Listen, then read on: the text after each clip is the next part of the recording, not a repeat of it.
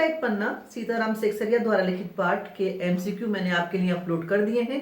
आपने देख लिए होंगे और उसका लाभ भी लिया होगा। इस वीडियो में मैं आपको उस पाठ की समरी और उसके प्रश्न उत्तर बताऊंगी और साथ साथ डिस्क्रिप्शन बॉक्स में आपको उसका रिटन फॉर्म भी मिलेगा, जिससे आपको याद करने में सरलता हो सके। तो देखिए, पहले मैं आपको बताती हूँ जीवन परिचय लेखक का। पूछा ना जाए एग्जाम में कोई बात नहीं, लेकिन नॉलेज के लिए भी आना चाहिए। और अगर एक आध प्रश्न एमसीक्यू के लिए पूछ लिया जाए तो आप बिल्कुल गलत ना करके आए। इसलिए मैं एमसीक्यू में भी कुछ लेखक के प्रश्न बताती हूँ और पाठ के स्टार्ट में भी लेखक के बारे में कुछ बातें बताती हूँ। सीताराम सेकसरिया का जन्म 1892 में राजस्थान के नवलगढ़ में हुआ था। कुछ समय बाद उनका परिवार कोलकाता चला गया और वो बहुत साल तक वहीं पर रहे। विधिवत उनकी शिक्षा नहीं हो पाई, घर पर ही उनकी शिक्षा की व्यवस्था की गई। स्वाध्याय से उन्होंने पढ़ा और पढ़ने के बाद इतनी रचनाएं की कि उन्हें पद्मश्री तक देश से मिला। ये उनकी बहुत बड़ी उपलब्धि है। सीताराम सेकसरिया स्वतंत्रता संग्राम सेनानी थे। उनके द्वारा लिखित इस पाठ में सेनानियों की निष्ठा, त्याग, बलिदान की झलक दिखाई गई है। वो प्रतिदिन डायरी लिखा करते थे और 26 जनवरी 1931 की डायरी का एक पन्ना आपके पाठ के रूप में यहाँ पर उपस्थित है। 1929 को रावी नदी के तट पर कांग्रेस अधिवेशन में देश में स्वतंत्रता दिवस मनाने का निश्चय किया गया था। पहले लोग कोलकाता वासियों को थोड़ा कमजोर समझते थे और ये सोचते थे कि देश की आजादी की लड़ाई में वो सक्रिय रूप से भाग नहीं ले रहे हैं। लेकिन कोलकाता वासियों ने देश की इस आजादी की दूसरी सालगिरह को इस तरह से मनाया कि लगा कि वो सबसे ज्यादा देश की आजादी में भागीदार हैं। कलकत्ता में इस दिन जगह जगह जुलूस निकाले गए। स्त्री और पुरुषों ने बढ़ चढ़कर भाग लिया। स्वतंत्रता सेनानियों को पुलिस का बहुत विरोध झेलना पड़ा, बहुत मारपीट की गई उनके साथ, उन्हें जेल में डाल दिया गया। लेकिन इसके बाद भी उन्होंने देश की आजादी के झंडे को फहरा दिया और स्वतंत्रता की प्रतिज्ञा को भी पढ़ लिया। अब पाठ को मैं बताती हूँ क्रम से, जैसे कि आपकी पाठ्य पुस्तक में दिया है। 26 जनवरी 1931 के दिन भारत में दूसरा स्वतंत्रता दिवस मनाया गया। संपूर्ण भारत में स्वतंत्रता सेनानी इस दिन को बड़े हर्ष के साथ मना रहे थे। कलकत्ता में भी इस दिन को बहुत अच्छी तरह से मनाया गया। लोगों ने बढ़ चढ़कर हिस्सा लिया और सार्वजनिक स्थानों और अपने अपने घरों पर भी राष्ट्रीय झंडे को फहरा दिया। मकानों को और रास्तों को बहुत अच्छी तरह से सजाया संवारा गया। सार्जेंट और गोरखे हर जगह सरकार ने तैनात कर दिए। पार्कों और मैदानों को घेर लिया। लेकिन उसके बाद भी लोग जुलूस बना बनाकर निकलने लगे और उस स्थान पर जाने लगे जहां पर झंडा फहराया जाना था।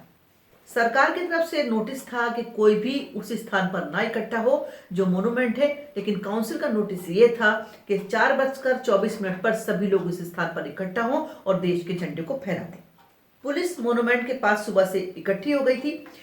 पुलिस ने वहां पर पहरा देना शुरू कर दिया था। महिलाएं भी किसी से कम नहीं थी। जुलूस में दस्ते बना बनाकर यानी कि ग्रुप बना बनाकर पहुंच रही थी। मारवाड़ी बालिका विद्यालय की लड़कियों ने अपने विद्यालय में ही झंडा फहरा दिया, यानी कि झंडोत्सव मना लिया। स्त्रियों की टोलियां निकल रही थी। स्त्रियों का नेतृत्व जो कर रही थी उनका नाम था विमल प्रभा।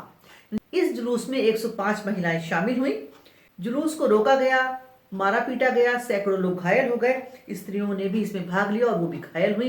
पुलिस की जितनी भी लाठियां पड़ती रही, लेकिन सेनानी रुके नहीं, आगे बढ़ते चले गए। चौरंगी चौक पर भी उनको रोका गया, लेकिन भीड़ इतनी अधिक थी कि पुलिस के सब करने के बाद भी जुलूस नहीं रुका। जुलूस आगे बढ़ता ही चला गया। स्त्रियों को जहां पर रोका जाता वो वहीं पर बैठ जाती। इसका परिणाम यह निकला कि यह दिन बहुत ही सफल रहा। प्रदर्शनकारियों को भयंकर विरोध का सामना तो करना पड़ा, जिसमें महिलाओं की भागीदारी भी बहुत अधिक थी। पुलिस ने सबको पकड़ लिया, लॉकअप में डाल दिया, लेकिन रात में 9 बजे के करीब महिलाओं को छोड़ दिया गया। कोलकाता वासियों ने इस दिन इस तरह से प्रदर्शित किया कि उनके नाम पर जो ये धब्बा था कि कोलकाता वासी पर सीधे तौर पर देश की आजादी में भाग नहीं ले रहे, उन्होंने ऐसा स्वतंत्रता दिवस मनाया कि ये धब्बा जो उनके नाम पर था वो सदा सदा के लिए मिट गया। ये सीताराम सेकसरिया का डायरी का एक पन्ना है जो उन्होंने उस दिन की डायरी में लिखा और हम पाठ के रूप में यहाँ पर पढ़ते हैं। अब इसके प्रश्न उत्तर हम देखते हैं। जो मौखिक प्रश्न पाठ्य पुस्तक के हैं उनके सिर्फ मैं उत्तर आपको बताती हूँ। कलकत्ता वासियों के लिए 26 जनवरी 1931 का दिन क्यों महत्वपूर्ण था? 26 जनवरी 1931 को सारे देश में स्वतंत्रता दिवस मनाया जा रहा था और कलकत्ता वासियों ने भी इसमें बढ़ चढ़कर हिस्सा लिया था, जिससे वो अपनी देशभक्ति को सिद्ध कर सकें। सुभाष बाबू के जुलूस का भार किस पर था? सुभाष बाबू के जुलूस का भार पूर्णोदास पर था। विद्यार्थी संघ के मंत्री अविनाश बाबू के झंडा गाड़ने पर क्या प्रतिक्रिया हुई। पुलिस ने उन्हें पकड़ लिया और मारा पीटा और बाकी लोगों को वहां से हटा दिया। लोग अपने अपने मकानों और सार्वजनिक स्थलों पर झंडा फहराकर किस बात का संकेत देना चाहते थे। वो ब्रिटिश सरकार को इस संकेत देना चाहते थे कि अब वो उनका राज बर्दाश्त नहीं करेंगे, अब उन्हें हमारा देश छोड़कर जाना ही पड़ेगा। पुलिस ने बड़े बड़े पार्कों और मैदानों को क्यों घेर लिया। पुलिस ने लोगों को रोकने के लिए पार्कों और मैदानों को घेर लिया था ताकि लोग वहां पर पहुंच ना सकें और कोई सभा ना कर सकें। 26 जनवरी 1931 को अमर बनाने के लिए क्या क्या तैयारियां की गई थी, ये आपका लिखित प्रश्न का पहला प्रश्न है। 26 जनवरी 1931 को अमर बनाने के लिए लोगों ने अपने अपने घरों को सजाया, मकानों और मुख्य स्थानों पर राष्ट्रीय झंडा फहरा दिया। सरकार को खुली चेतावनी दे दी गई थी कि अब हम तुम्हारा राज्य बर्दाश्त नहीं कर सकते और इस काम में 2000 रुपए लगे थे। किस बात से पता चल रहा था कि आज का दिन बहुत ही निराला है। झंडा तो 4:24 पर फहराना था, लेकिन लोग 3 बजे से ही मैदान में इकट्ठा होने लगे थे। टोलियां बना बनाकर मैदान की ओर जा रहे थे और ये दृश्य अपने आप में निराला था। लोगों की भीड़ में बहुत ही जोश और उत्साह था।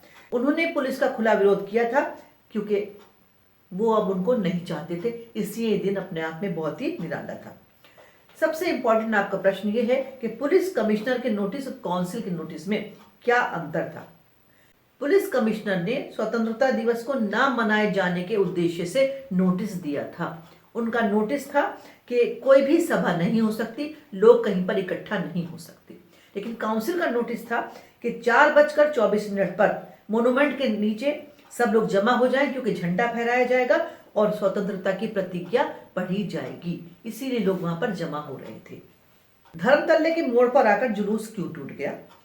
धर्मतल्ले के मोड़ पर आते आते बहुत सारे लोग घायल हो गए। पुलिस डंडे बरसा रही थी, इसलिए जुलूस टूट गया। 50-60 महिलाएं साथ थी, वो मोड़ पर वहीं पर बैठ गई। नेक्स्ट प्रश्न आपका है, डॉक्टर दासगुप्ता जुलूस में घायल लोगों की देखरेख तो कर ही रहे थे, उनके फोटो भी उतरवा रहे थे। उन लोगों के फोटो खींचने की क्या वजह हो सकती है, स्पष्ट कीजिए। पुलिस जिन लोगों को मार रही थी, घायल कर रही थी, वो अपराधी नहीं थे, वो स्वतंत्रता संग्राम सेनानी थे, देशभक्त थे। उनके चोटों के फोटो खींचने से कोर्ट में दिखाने के लिए सबूत इकट्ठा होते हैं, इसलिए उनके फोटो उतरवाए जा रहे थे। सुभाष बाबू के जुलूस में स्त्री समाज की क्या भूमिका थी। सुभाष बाबू के जुलूस में स्त्री समाज की या स्त्रियों की बहुत महत्वपूर्ण भूमिका थी। वो भी अपनी तैयारी में लगी थी, जगह जगह से टोली बना बनाकर मोन्यूमेंट की तरफ जा रही थी। उनकी कोशिश ये थी कि वो भी आगे बढ़ें और देश की आज़ादी में सीधा हिस्सा लें। लाठियों की बौछार के बीच ही उन्होंने मोन्यूमेंट पे झंडा फहरा दिया था और इस काम में ऐसा हिस्सा लेकर दिखा दिया था कि वो किसी से कम नहीं है और बंगाल की महिलाएं भी बहुत आगे चल सकती हैं। जुलूस के लाल बाजार आने पर लोगों की क्या दशा हुई। पुलिस प्रदर्शनकारियों को पकड़कर लाल बाजार ले जा रही थी। ब्रजनाथ गोयनका काफी घायल हो गए, उनको पुलिस ने पकड़ा और फिर ले जाकर छोड़ भी दिया। थाने में उनको मारा पीटा गया, लेकिन वो फिर से 200 आदमियों का जुलूस लेकर लाल बाजार की तरफ निकल पड़े। वहां उन्हें गिरफ्तार किया गया, मदालसा को भी पकड़ लिया गया। 105 महिलाओं का जुलूस था ये, बहुत सारी उनको चोटें लगी, लेकिन उन्होंने उसमें बढ़ चढ़कर हिस्सा लिया, कोई पीछे नहीं लौटा। आज जो कुछ हुआ वो अपूर्व हुआ था। बंगाल के नाम या कलकत्ता के नाम पर कलंक था कि यहाँ काम नहीं हो रहा है, आज वो बहुत अंश में धुल गया।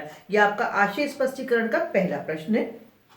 कोलकाता वासियों पर ये बदनामी का कलंक था कि वो देश की आज़ादी में सीधा हिस्सा नहीं ले रहे, लेकिन उन्होंने इस दिन ऐसा प्रदर्शन किया जिससे लगा कि वो देश की आज़ादी में हिस्सा लेने वालों में सबसे आगे आगे हैं। उन्हें सरकार का, पुलिस का कोई डर नहीं है, ऐसा वहां पहले कभी नहीं हुआ था। जो लोग पहले कलकत्ता वासियों को कमजोर समझते थे, वो उनको ये दिखाना चाहते थे कि वो कमजोर नहीं है, वो भी प्रयास कर रहे हैं कि देश हमारा आजाद हो जाए। खुला चैलेंज देकर ऐसी सभा पहले नहीं की गई थी।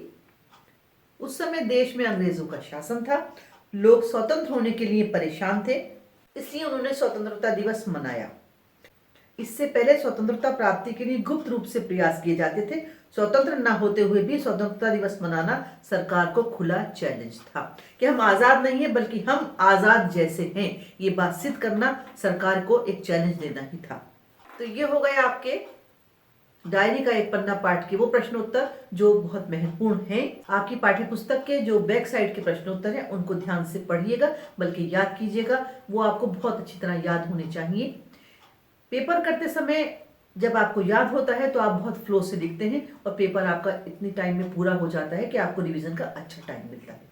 दोनों वीडियो बहुत ध्यान से देखेंगे और कमेंट बॉक्स में कमेंट भी करेंगे। और क्या आपको रिक्वायरमेंट आपकी है, क्या आपको और चाहिए, ये कमेंट बॉक्स में मिलकर मुझे बताएंगे भी। लाइक और शेयर करते रहिए, अपने दोस्तों के साथ भी मेरी वीडियो शेयर कीजिए। Thank you.